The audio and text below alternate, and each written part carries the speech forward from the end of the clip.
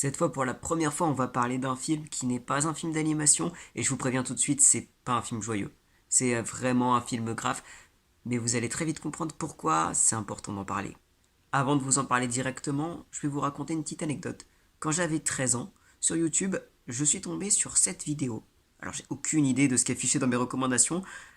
Elle racontait l'histoire de Peter Connelly. Peter Connelly, c'est un bébé qui est mort à 1 an et demi, en 2007, suite à des mauvais traitements par sa mère et son beau-père. Quand je dis mauvais traitements, c'est vraiment un euphémisme.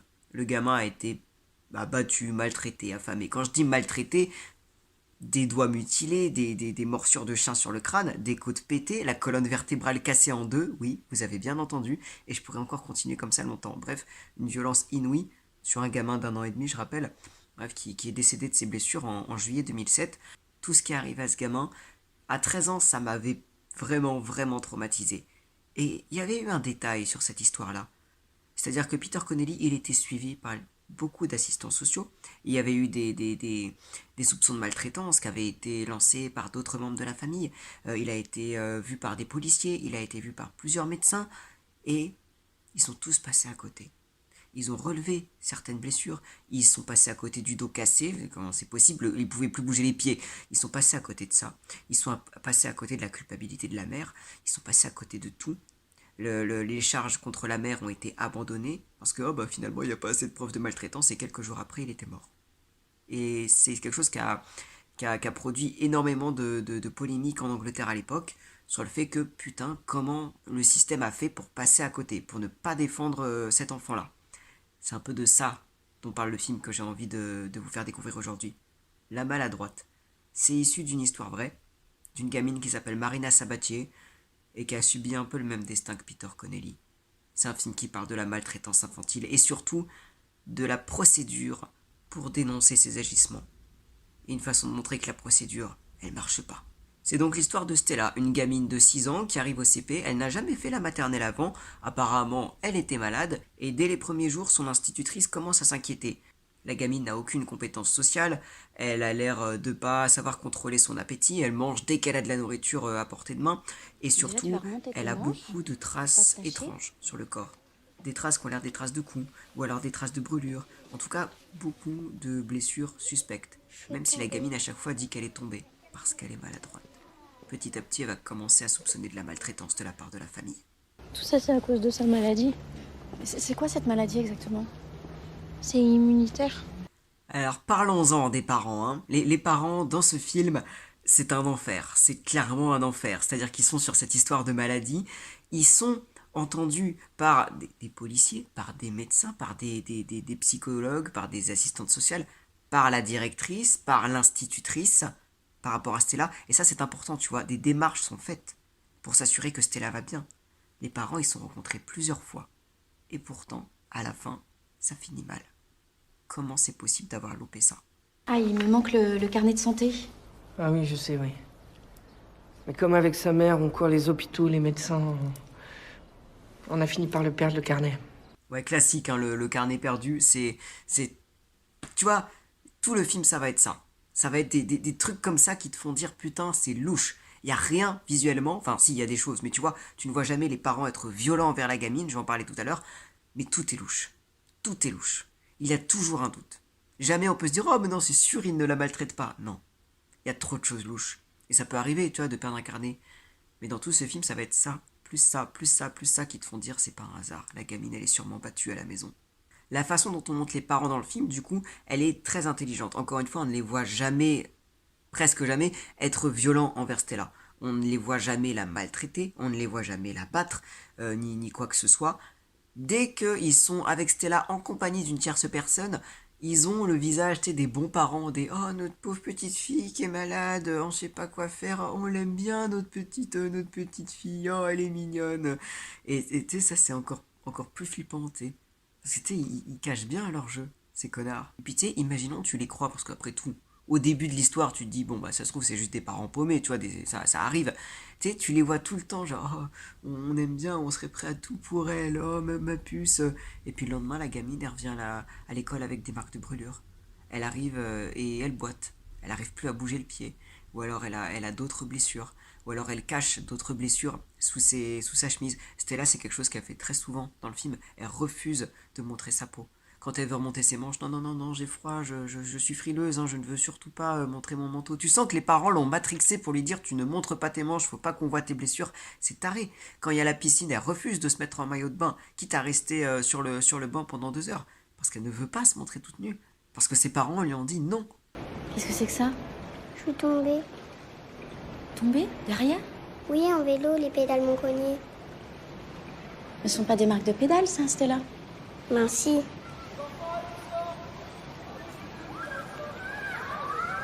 Et tu te fais souvent mal comme ça? Oui, je suis maladroite. Et c'est ça le pire, c'est de la suggestion. Tu sais pas ce qui peut se passer, mais tu sais qu'il s'est sûrement passé des choses graves entre toi. Au-delà des marques, il y a aussi il y a plein de choses bizarres. Je pense à cette scène particulièrement où l'institutrice de Stella la rencontre avec ses enfants au hasard dans un bureau de tabac. Bah et toi, t'as pas de sucette? Je l'ai déjà mangé. Maman? Quoi? Tu remarques le gamin qui appelle maman en mode le secret est sur le point d'être découvert.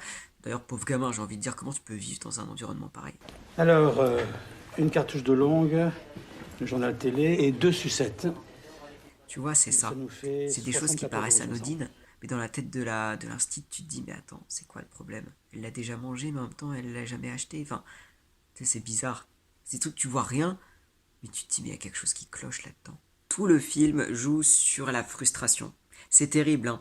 Mais ouais, sur la frustration, on ne sait pas, on n'a pas de preuves tangibles, et on peut juste Jeudi 18 constater. octobre. Petit à petit, la première institutrice de Stella, parce qu'ils vont déménager entre temps, enfin j'y reviendrai, l'institutrice de Stella note les blessures que la gamine se fait, les blessures qu'elle remarque, les attitudes étranges qu'elle remarque, elle les note, mais elle ne peut rien faire d'autre. Ah oui. Lundi suivant. Absente le matin. Après-midi, constat d'une rougeur sur l'oreille. Vendredi 26. Stella revient après 3 jours d'absence. Elle ne peut plus bouger le petit doigt gauche. Elle essaie bien d'en parler au médecin scolaire, mais voilà ce qui se passe. Tu vas te déshabiller, on va commencer par te peser et te mesurer.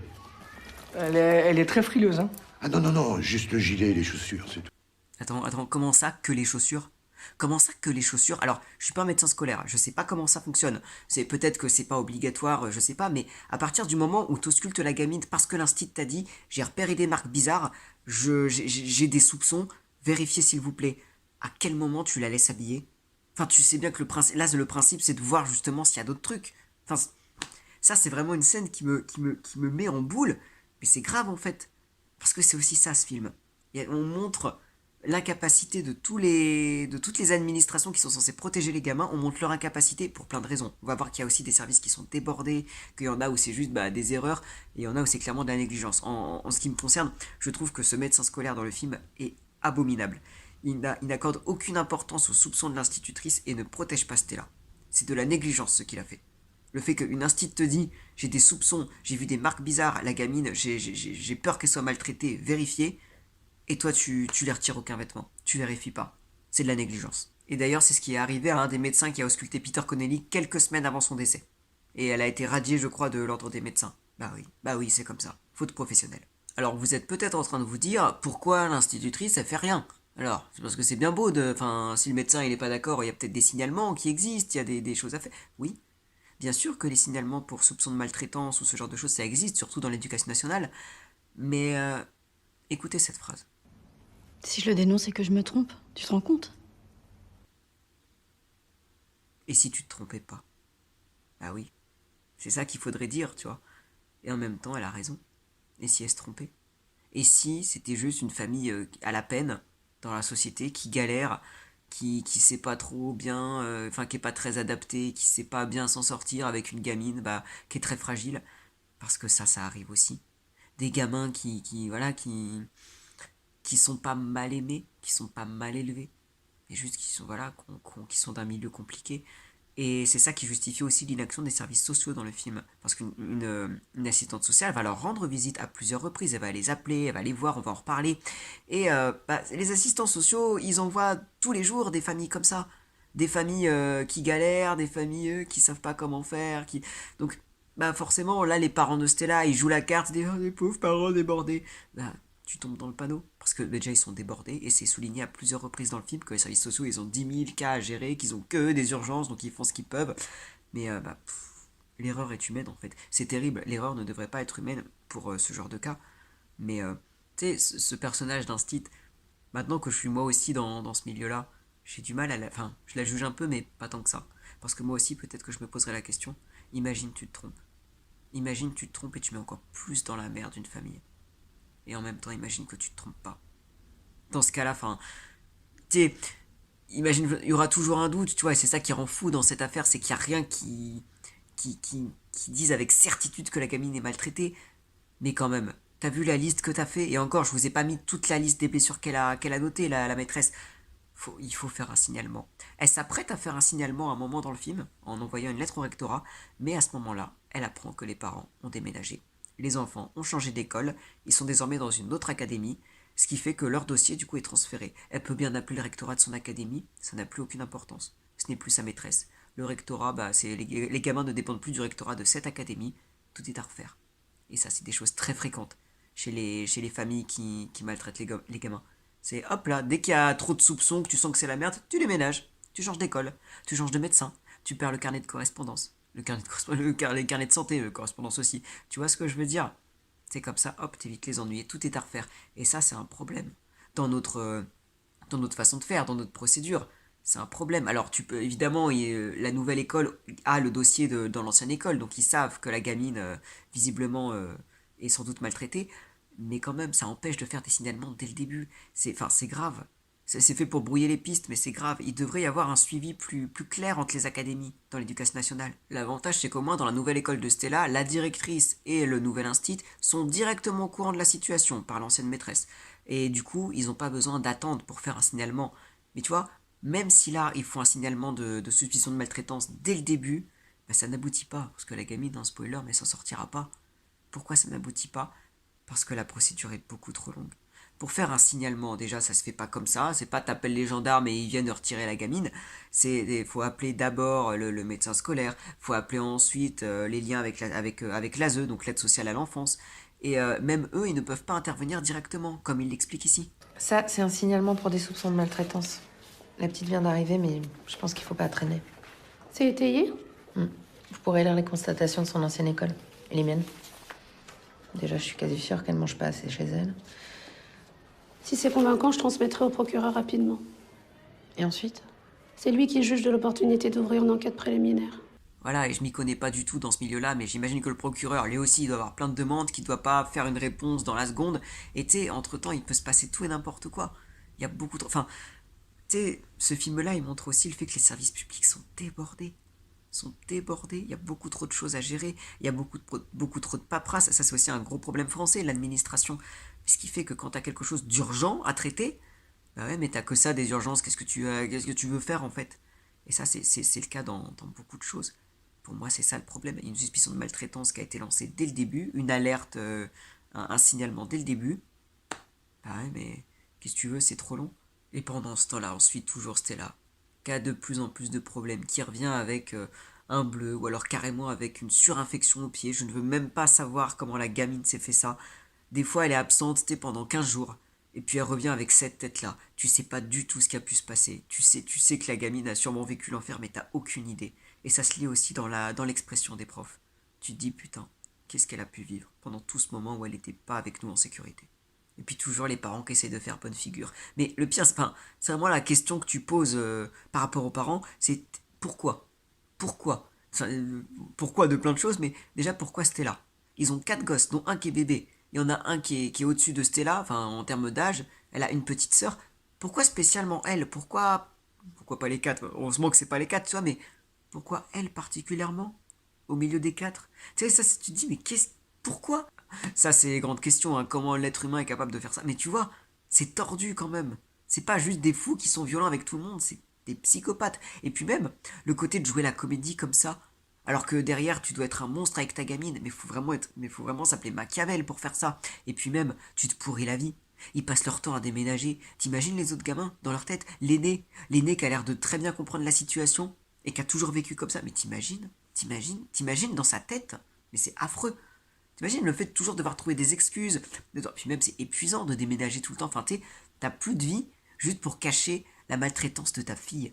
Mais t'es affreux. Vous êtes des affreux personnages. Et d'obliger votre fille à mentir aussi, parce que Stella, à chaque fois qu'elle est interrogée sur l'une ou l'autre de ses blessures, à chaque fois, elle a une explication à donner. Et tu sens, derrière ce qu'elle dit, les mots de ses parents qui ont dû lui dire, tu diras ça, là tu diras que tu t'es fait ça à cause de ça. C'est terrible. Le fait qu'elle est maladroite, le fait qu'elle s'est cognée là, c'est terrible. Cette gamine, t'as envie de l'aider. Et d'ailleurs, ça se voit particulièrement dans les rares scènes où Stella est avec ses parents sans tierce personne à côté. En tout cas, pas en leur connaissance. On voit vraiment la différence.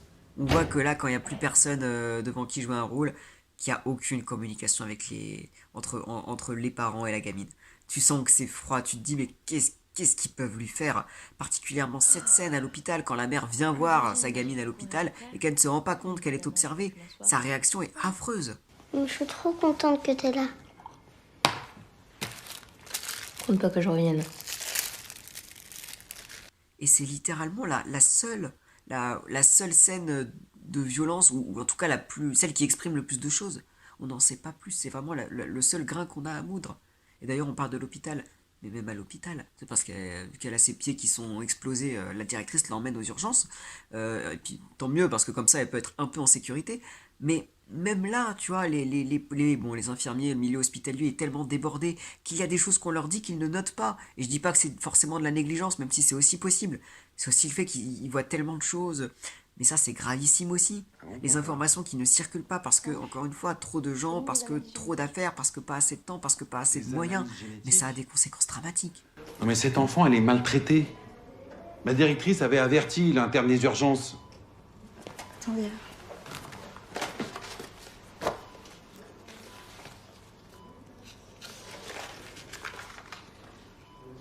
Non, elle a rien noté. Alors vous allez le faire. Parce que ses parents, ils inventent n'importe quoi pour justifier les blessures. Hein. J'en parlerai au docteur. Oui, faites-le. Insistez. Oui, Non mais je vous assure, c'est ça qu'elle a. je lui dirai, oui. Et aussi ce passage-là, quand ils sont avec l'assistante sociale, c'est l'assistante sociale qui vient faire une petite visite de contrôle à la maison. Donc là, tout le monde est, hop là, on est une famille super, tout va bien. Stella est interrogée, elle est toute contente, alors que enfin, tu t'imagines dans sa tête d'enfant de 6 ans de devoir jouer la comédie comme ça, de voir ses parents se comporter ultra chaleureusement avec elle d'un coup, et ils vont redevenir haineux juste après, c'est affreux. Regardez le regard que lui lance la mère à ce moment-là. Et des fois même, je dors avec ma petite sœur.